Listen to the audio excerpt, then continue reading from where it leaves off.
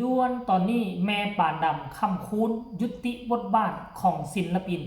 หมอลำเสียงวีหกเป็นทีเฮียบห้อย ถ้าแม่ป่านดำไปแม่ป่านดำง่ายไผจะยืนอยู่เคียงข้างลูกสาวอาอายคนเก่งคนนี้สบายดี FC แฟนคลับทุกทานโดยเฉพาะ FC ของเสียงวีหกนกพงศกรและก็ FC อาอายสกุลณพรทานผู้ชม FC แฟนคลับเหมือนฟ้าพาลงกลางใจน้องอาอายสกุลณพรไผจะไปคิดไปฝันว่าจะมีวันนี้ศิลปินหมอลำคนนั้นถือว่าเป็นครูของน้องอาอายตั้งแต่ก้าวขามาอยู่เสียงวีหกก็คอยทนุถนอมดูแลเบิ่งแยงมาโดยตลอดเวลาไปงานก็ไปนอนน้ำกันคุกคีน้ำกันมีรถบ้านก็บ่ยอมนอนรถบ้านได้อายน่ะนอนน้ำแต่แม่ป่านดำคำคูณเนาะคันบ่นอนน้ำแม่ป่านดำคำคูณก็สินอนน้ำอีกนะอันแม่ผู้นึงกันซื้อหยังค่อยจำบ่ได้ละท่านผู้ชมเอ้ย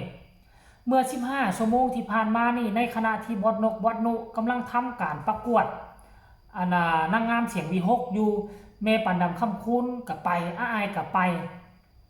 แล้วก็รอท่าจังหวะโอกาสดีๆเพิ่นก็เอานะมาไล่ไปไหว้บอดนุลาลงเห็นบ่ขนาดเพิ่นอายุขนาดนี้แล้วเอิ้นว่าเป็นครูทั้งนั้นหมอลำได้แล้วแต่ว่าเพิ่นสิลงเพิ่นสิไปเพิ่นเฮ็ดต่อเหมาะแตะแม่ทุกคนเอ้ยลาลงไปลามาไหว้อันซุ่มน้อยๆซุ่มนุ่มๆศิลปินเกิดใหม่ควรจะเอาแม่ป่านดำคำคูณเป็นแบบอย่างพวกเจ้าฮู้บ่แม่ป่านดำคำคูณตั้งแต่ค่อยอายุยัง5-6 ปีเริ่มเบิ่งหมอลำเป็นค่อยฮู้จักเล่าแล้วเนาะเพราะฉะนั้นแล้วการที่เราเฮ็ดแบบนี้เนี่ยโอ้ได้ใจ FC แฟนคลับเลยแล้วไปไสสิไปจังไดด้วยเหตุผลหยังเดี๋ยวค่อยสิไปอ่านสู่ฟังเด้อทุกคนแม่ป่านดำเพิ่นออกมาโพสต์ว่า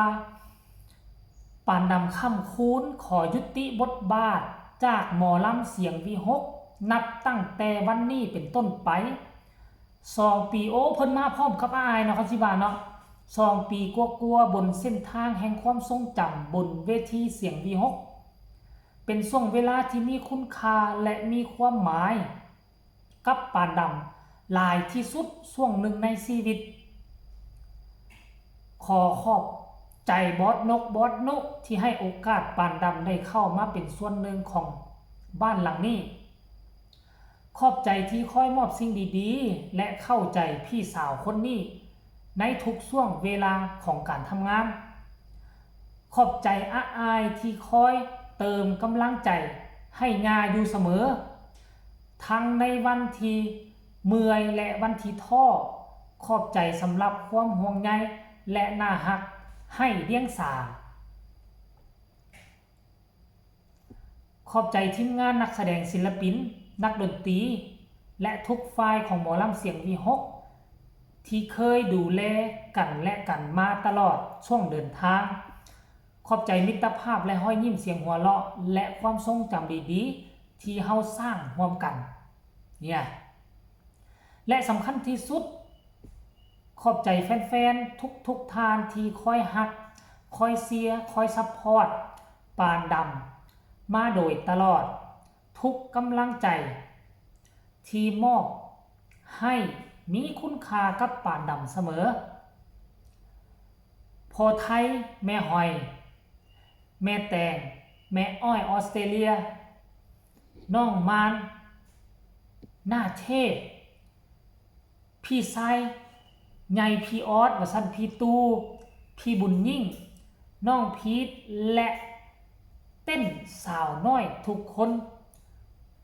ว่าสันเดโอ้ยทำส่วนแฮชแท็กการจากลาและการเริ่มต้นใหม่เป็นเรื่องธรรมดาของวงการหมอลำวันนี้ป่านดำเพียงก้าวออกมาบ้านหลังหนึ่งเพื่อเดินต่อบนเส้นทางชีวิตอีกบ้านอีกบทบาทหนึ่งเท่านั้นท่านผู้ชมโอ้โห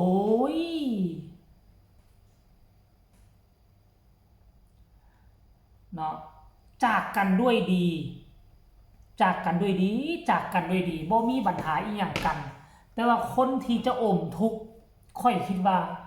อาอายแน่นอนเพราะว่าอาอาย ชินเคยลึ่งเคยกับแม่ปานดำคำคูณแล้ว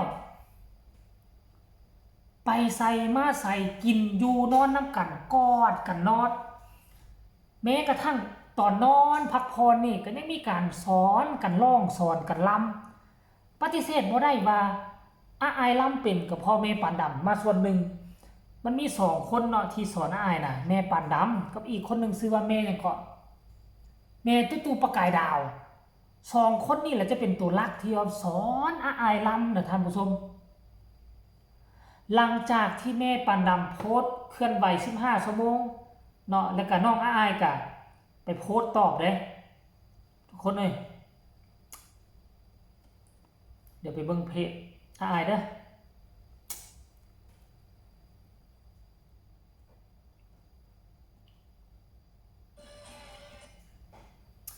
อาอายก็มาโพสต์เคลื่อนไหวเมื่อ4 ชั่วโมงพร้อมกับลงรูปตัวนี้นี่คิดถึงนะคะถ้ามีโอกาสก็มาหาแน่เด้อจ้าฮักยานะคะโอ้ท่านผู้ชมเอ้ยเป็นประโยคน้อยๆเป็นประโยคสั้นๆแต่ว่ามันมีความหมายตอนอาอายเข้ามาอาอายยังเป็นเด็กน้อยอยู่อายุ10 ปียังน้อยอยู่ใดอาอายนี่นะงานโตแตะโตแตะโตแตะยังบ่สิ้นเคยกับบนเวทีซ้ำมาอยู่ก็มีบอสนกบอสนุแล้วก็มีญาทั้งหลายรวมทั้งญาป่านดำนี่โดยเฉพาะนี่ศิลปินในวงเสียงที่6มีเป็น10 20คนว่า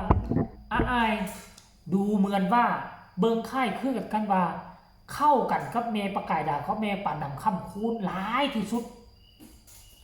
อยู่กินนอนน้ำกันคือแบบคนในครอบครัวเดียวกันเลยก็ปฏิเสธบ่ได้ว่าอาอายสิบ่คิดฮอดอาอายสิบ่คิดถึงท่านผู้ชมเอ้ยแต่ว่าเดี๋ยวนี้ปิดฤดูกาลปุ๊บเห็นอาอายขี่รถกับพอนัดอะไรพอนัดมารับเอาคือสิแม่นเพิ่นสิไปไสเนาะไปบ้านพอนัดบ่หรือว่าพากันไปเลาะตลาดตะลี